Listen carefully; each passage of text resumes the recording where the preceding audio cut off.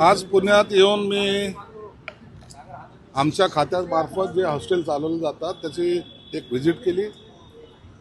मुलींची जेवणाची व्यवस्था कशी आहे, त्यांची राहण्याची व्यवस्था कशी आहे, एक समाधानकारक चित्र या ठिकाणी मला पाहायला मिळालं. काही उणिवा निश्चित आहेत, त्यांचा प्रस्ताव मी संबंधिताकडून मागवला आहे आणि तातडीने त्याला सुद्धा मंजुरी देणार आहोत.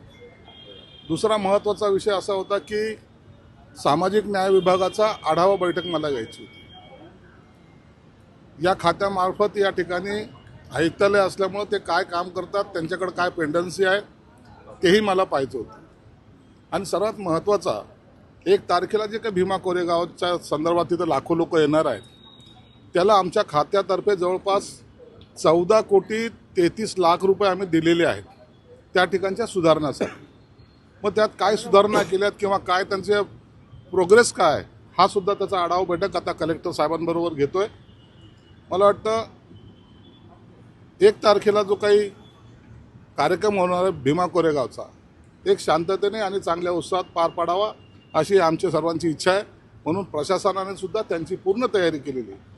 त्यांच्या वाहनतळ कुठं असावा किंवा इतर बेसिक ज्या नीड्स आहेत, ज्या गरजा आहेत, त्या सर्व त्यांनी पूर्ण केल्याचं एकंदरीत दिसून येतं आहे.